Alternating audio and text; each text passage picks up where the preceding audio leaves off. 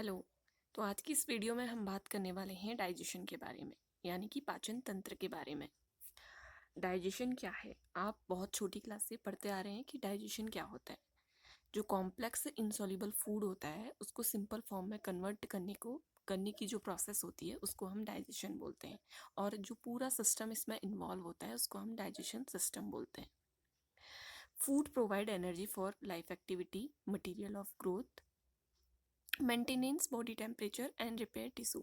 तो जो फूड होता है उससे हमें क्या क्या प्रोवाइड होता है? लाइफ की जो एक्टिविटी होती है, जो एनर्जी हम लाइफ में जो भी एक्टिविटी करते हैं उससे जो एनर्जी के थ्रू करते हैं तो एनर्जी मिलती है हमें।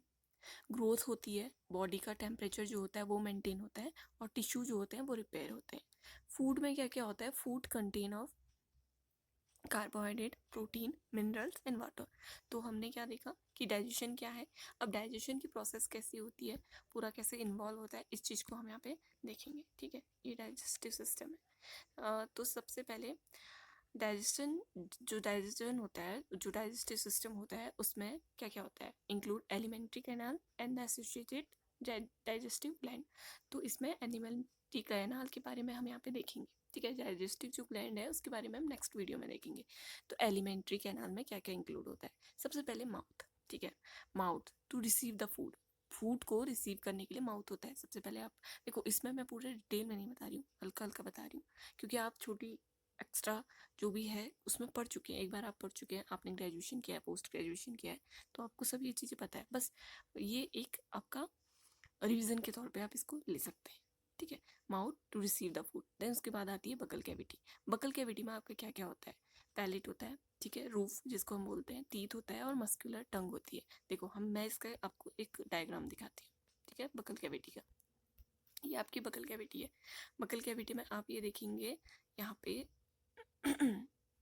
यहाँ पे आपका ये है पैलेट। ठीक है, ये आपकी टंग हो गई, और ये जहाँ पे जिससे टंग जो जुड़ा हुआ है वो क्या हो गया आपका? देखेंगे यहाँ पे फ्रीन्यूलम है। ठीक है ना, और ये आपके तीत हो गए। तीत कौन कौन से हैं आपकी? ये सारी चीज़ें अभी देखेंगे हम, कौन कौन से तीत है। ठीक है, ये सब चीज़ है। तो ये आपकी बकल कैविटी होगी, जिसमें बकल कैविटी में आपका क्या क्या इंक्लूड है? पैलेट, टीथ एंड मस्कुलर टंग। ठीक है, ह्यूमन डेंटिनेशन। तो the nature and mode of arrangement of teeth, यानी कि टीथ का अरेंजमेंट कैसा है उसको हम बोलते हैं डेंटिनेशन। ठीक है, 3 टाइप के इसमें अरेंजमेंट दिया हुआ है: हेट्रोडोंट, टायोडोंट, थियोडोंट, सॉरी, टाइफोडोंट। तो सबसे पहले आता है heterodont. Different kind of teeth like incisor, canine, premolar and molar. Incisor, canine, premolar, molar कितने होते हैं, कैसे होते हैं, इसमें हम डायग्राम के थ्रू देखेंगे। देखिए, ये आपका यहाँ से आपका, ये आपका सेंटर है, यहाँ से आपके 2 इंसीजर है। ये आपके क्या है? इंसीजर है, ये दोनों। ठीक है, इंसीजर। देन ये आपका ये सिंगल जो टीथ है ये है आपका कैनाइन। आपके जो ये 2 टीथ हैं, ये दोनों टीथ ये आपके प्रीमोलर, और लास्ट के जो 3 हैं, ठीक है, ये मोलर। तो आपने फॉर्मूला देखा होगा 2 1 2 3। 2 इंसीजर, ठीक है, 1 कैनाइन, 2 प्रीमोलर और 3 मोलर। ये आपका यहाँ से कर सकते हो, आपको incisor, canine, premolar, molar. ICPM 2 1 2 3, आपने फॉर्मूला देखा होगा 2 1 2 3 का। ठीक है, ऐसे ही अगर आप नीचे वाले तीथ में देखेंगे, नीचे वाले जॉ में ये देखिए, यहाँ से ये आपके 2 इंसीजर, ये हो गया आपका कैनाइन, ये आपके 2 प्रीमोलर एंड 3 आपके ये मोलर। ठीक है, ये आपके तीत होता है, इसको हम देखते हैं यहाँ पे। ठीक है, तो ये आपका होगा हेट्रोडोंट। ठीक है, यहाँ पे देखिए 2 1 2 3, incisor, canine, incisor, canine, premolar और molar, incisor, canine, premolar, molar. ठीक है, और उसके बाद आता है थायोडोंट। क्या होता है? Teeth are placed in sock of jawbone. यहाँ पे टीथ जो होते हैं आपके सॉकेट ऑफ जॉबोन में धसे हुए होते हैं, इस तरीके से। ये डायग्राम देखिए, यहाँ पे है सॉकेट ऑफ जॉबोन में आपके धसे हुए हैं, तो इसको हम बोलते हैं थायोडोंट। ठीक है ना, diphyodont. Teeth appear twice during life time, a set of milk teeth and permanent teeth. तो जो टीथ होते हैं वो 2 बार आते हैं लाइफ टाइम में, आपने देखा होगा। ठीक है, मिल्क टीथ होते हैं और एक परमानेंट टीथ होते हैं। ओके, नेक्स्ट है आपका covered by enamel hard chewing surface.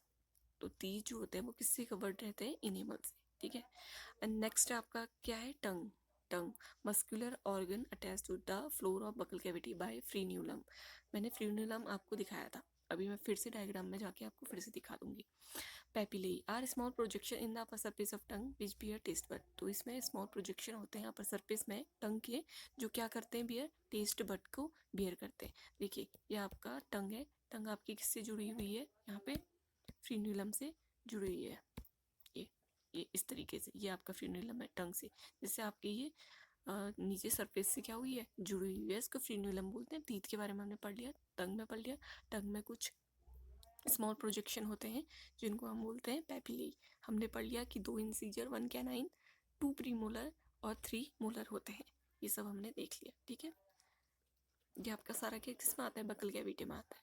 Then आपके हम पढ़ते हैं pharynx, a common passage of food and the air.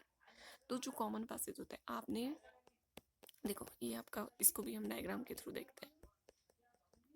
देखिए ये आपकी बकल कैविटी, आपने फूड को यहाँ से ऐसे एंटर किया, देन एंटर करने के बाद आपका ये बकल कैविटी में गया। बकल कैविटी के बाद ये आपका ऐसे होते हुए फेरिंग्स जो कि आपका क्या है, कॉमन पासेज है। ये आपका कॉमन पासेज है किसका, फूड का और एयर का। यहाँ से नोज से नॉस्ट्रिल से होते हुए आपकी एयर आई, एयर भी आपकी फेरिंग्स में होती है और फूड भी आपका, ये दोनों क्या है, कॉमन पासेज है। देन उसके बाद क्या होता है, कैसे फूड जो होता है वो आइसोफेगस में जाता है, एंड देन जो आपका सांस है, जो आपकी एयर है सॉरी, वो लैरिंग्स में जाती है। तो यहाँ पे आपका एक क्या होता है, एपिग्लॉटिस। इस एपिग्लॉटिस का क्या काम है हम देखते हैं, ठीक है। अब देखिए, a common passage of food and air is known as pharynx. Epiglottis, cartilage flap prevent the entry of food into the glottis during swelling. जब भी आप खाना निगलते हैं तो जो आप एपिग्लॉटिस है, ये आपका फूड एंटर नहीं कर पाता, किसमें, लैरिंग्स में। तो जो ये एपिग्लॉटिस है ये हेल्प करता है।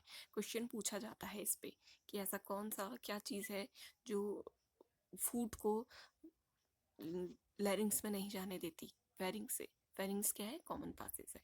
देन उसके बाद आता है आपका ओइसोफेगस, जो क्या है, 30 सेंटीमीटर लॉन्ग मस्कुलर ट्यूब है, conduct food into the stomach. देखो ये आपका है, आपने यहाँ से फूड को एंटर किया, फूड एंटर हुआ, बकल कैवी से होते हुए आपका फेरिंग्स में गया, फेरिंग्स से होते हुए आपके वो लैरिंग्स में ना जाकर किस में गया, ओइसोफेगस में गया। क्यों गया, क्योंकि यहाँ पे एक है एपी कार्टिलेज फ्लैप है, जो कि क्या है, एपिग्लॉटिस है।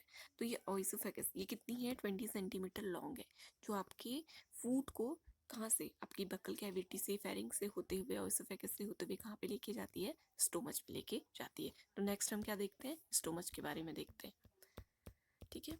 स्टोमच क्या है, स्टोमच क्या है, for storage and digestion of food. तो स्टोरेज और डाइजेशन कहाँ पर होता है, स्टोमच।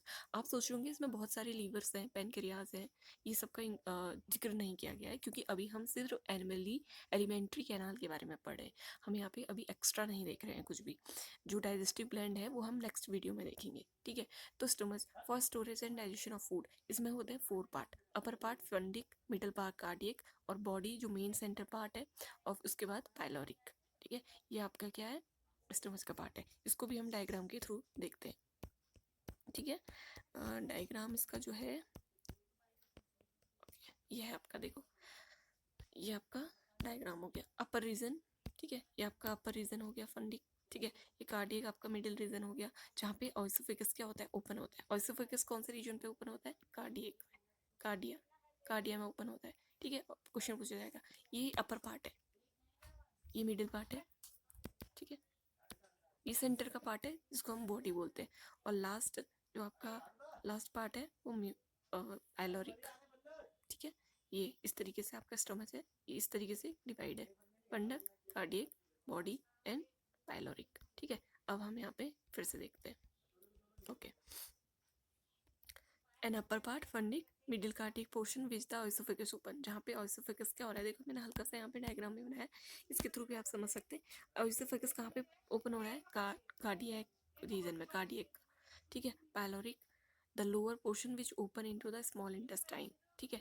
जो ये पाइलोरिक वाला रीजन है ये कहाँ पर, फिर देन उसके बाद स्मॉल इंटेस्टाइन में ओपन होगा ना स्टमक।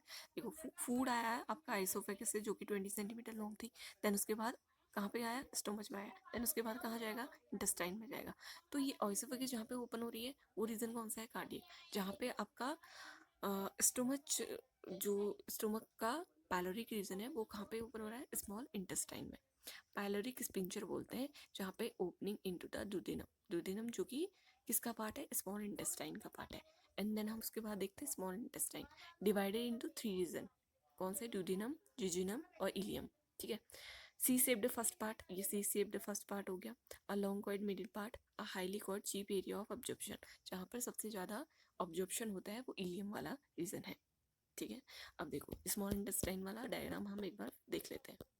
देखो ये आपका रिवीजन के लिए है, मैं बहुत ज़्यादा डिटेल में नहीं बता रही हूँ क्योंकि आपने ये चीज़ पहले पढ़ चुके हैं। ठीक है, ये स्मॉल इंटेस्टाइन वाला रीजन देखो, इरिडियम, जिनम और इलियम, जहाँ पर आपका सबसे ज़्यादा क्या हो रहा है, ऑब्जॉर्प्शन हो रहा है। यहाँ से होते हुए आपका ये ड्यूडेनम जो है ये स्मॉल इंटेस्टाइन पे ओपन हो रहा है। ठीक है ना, स्मॉल इंटेस्टाइन ये अंदर वाली है। ठीक है, स्मॉल इंटेस्टाइन जो इनर पार्ट है वो स्मॉल इंटेस्टाइन का है, और जो आउटर पार्ट है ये वाला ये है आपका लार्ज इंटेस्टाइन। इसके बाद हम देखेंगे, तो हमने ये देखा कि ये बहुत सारे पार्ट में डिवाइड थी, ड्यूडेनम, जीनम और इलियम। इलियम जहाँ पर सबसे ज़्यादा क्या हो रहा है, आपका सबसे ज़्यादा ऑब्जॉर्प्शन हो रहा है। आपको ये टर्म को याद करना पड़ेगा, इनके क्या बोला जाता है इनको। ठीक है, अब देखो large intestine consist of 3 part, caecum, colon और रेक्टम। ठीक है, सेक which host some symbiotic microorganism, narrow finger like tubular projection, vestigial organ.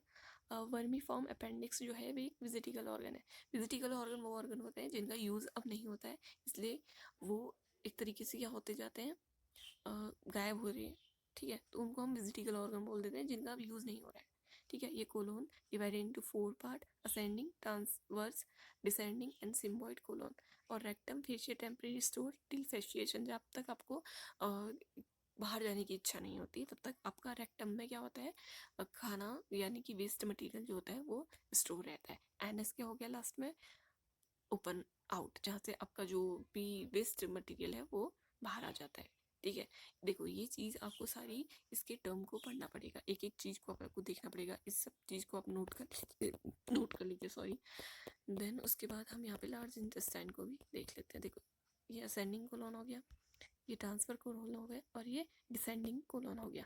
Then उसके बाद ये आपका एनएस वाला रीजन हो गया। ठीक है, ये एनस वाला रीजन हो गया। और रेक्टम जहाँ पर आप जब तक बाहर नहीं जाते तब तक आपका यहाँ पे क्या होता है, फूड, ये जो भी वेस्ट मटेरियल होता है वो स्टोरेज होता है। और ये हो गया आपका अपेंडिक्स, जो कि आपका क्या है, विजिटिकल ऑर्गन है, ये विजिटिकल ऑर्गन है। ठीक है, अब इस तरीके से आपकी ये लार्ज इंटेस्टाइन हो गई। ठीक है, एनस देख लिया आपने यहाँ पे, एनस को भी। ओके, तो ये देखिए अब हमारा जो एक बार शुरू से लेकर लास्ट तक हम देख लेते हैं। आपका खाना कहाँ आया, माउथ से आपने फूड एंटर किया, माउथ से एंटर किया, यहाँ पे आपका बकल कैविटी में हुआ, बकल कैविटी से होते हुए आपका फेरिंग्स में आया, जो कि एयर, यहाँ से आपकी जो एयर आई उसका और फूड का कॉमन पासेज है। देन यहाँ पे एपिग्लॉटिस से होते हुए, एपिग्लॉटिस जो प्रिवेंट कर रहा है फूड को लैरिंग्स में न जाके, लैरिंग्स में ना जाके ऑइसोफेगस में जाए। देन इसके बाद ये ऑइसोफेगस है जो आपके फूड को कहाँ से, बकल कैविटी से यानी कि माउथ से आपका स्टोमच तक, सॉरी जो आपका फूड को क्या कर रहा है, ऑइसोफेगस से होते हुए कहाँ पर लेके जा रहा है, स्टोमच में लेके जा रहा है। ऑइसोफेगस जो कि क्या है, 20 सेंटीमीटर लॉन्ग है। क्वेश्चन पूछा जाता है। स्टोमच में आके आपका फिर उसके बाद कहाँ जाता है, स्मॉल इंटेस्टाइन में। स्मॉल इंटेस्टाइन से होते हुए, स्टमच से होते हुए स्मॉल इंटेस्टाइन में, स्मॉल इंटेस्टाइन में ऑब्जॉर्प्शन होकर ये लार्ज इंटेस्टाइन में जाता है। देन उसके बाद एनस के थ्रू क्या होता है, बाहर हो जाता है। देखो ये खाना ऐसे ही बाहर नहीं निकल जाता, इसमें बहुत सारी बीच में ऑब्जॉर्प्शन की प्रोसेस होती है, बहुत सारे इसमें एंजाइम डाइजेस्टिव ग्लैंड से आते हैं और मिलते हैं, जो कि फूड को डाइजेस्ट होने में बहुत हेल्प करते हैं। तो ये सारी चीज़ें हैं। नेक्स्ट वीडियो में हम इसमें देखेंगे किसके बारे में, डाइजेस्टिव ग्लैंड के बारे में। देन हम देखेंगे कि कैसे एब्जॉर्प्शन हो रहा है फूड का। तो इस तरीके से आपका जो डाइजेस्टिव सिस्टम है वो पूरा फुल्ली कंप्लीट हो जाएगा। और जो ये आपकी नोट्स हैं ये फुल्ली बेस्ड ऑन एनसीईआरटी, पूरे के पूरे एनसीईआरटी बेस्ड है। एनसीईआरटी का आपको कुछ भी नहीं छूटेगा। अगर आपको वीडियो पसंद आती है और इस तरीके की वीडियो अगर आप और चाहते हैं, किस टॉपिक पे बायोलॉजी की आप चाहते हैं वीडियो, तो आप कमेंट करके बताइए। और कमेंट करके ये भी बताइए कि आपको वीडियो कैसी लगी। Thank you so much for watching. Bye bye.